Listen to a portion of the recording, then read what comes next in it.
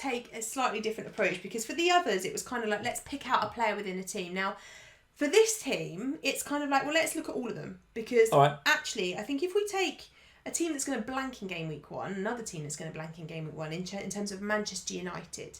So it's a bit difficult because we obviously had a long-term injury from Shaw last year, which gave us Williams as a nice option.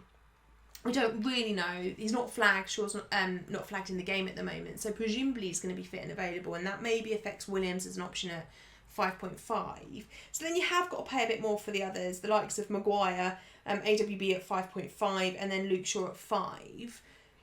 The fixtures are quite nice. Obviously, blanking game week 1, which affects them on the fixture ticker because they're just not available for that first game week. But then Palace, Brighton, Spurs, Newcastle and Chelsea. Where are your thoughts on a Manchester United defender? Because everybody in the community is talking about Greenwood and Rashford and Fernandes and Martial. Rightly so. Rightly. Is there a space in the Manchester United 3 picks for... So are we talking about a specific... Are we talking about Brandon Williams, or is this just a general Man United defence? Can be Williams, but there is a risk with Williams. That all of them come into our price point. They're all under 5.5, so they all offer... There's scope for all of them. Williams is a major risk in terms of, is he going to start? I'm not, to answer your question, I'm not mega excited about Man United defence, to be honest with you. I think all the talk is up front, rightly so. And I've seen a lot of drafts with, double Manchester United. And again, rightly so. And if you want to, I think, keep that flexibility in your FPL team at the beginning of the season, which is so important, right? It's so important.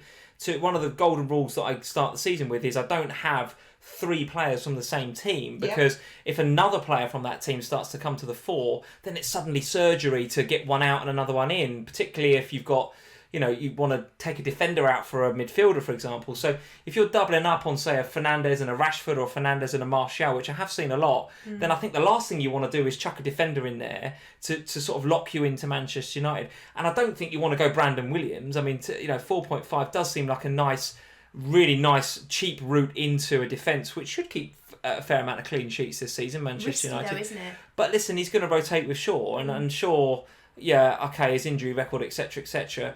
I don't personally... I know he's a young player. I don't rate Brandon Williams that highly either yet. I haven't seen enough of him. I think he needs more game time. And if Ollie does what Ollie says he's going to do and invest in youth, you probably should give him more game time. But listen, I'm not going near either one of those two, not least because it takes up a Man United slot, but there's just too much rotation risk there. If you add into some of the stuff that's going on off the field with Harry Maguire right now, there's a bit of uncertainty as to whether he's potentially going to start the beginning of the season, and therefore, his leadership and his character and his stature in the middle of that defence is so important. With him missing, is that going to affect them defensively as well, or even the team as a whole, in terms of his leadership and the way that he controls that team? So, Man United, for me, it's all about... I'm picking Rashford. That could easily change between now and the start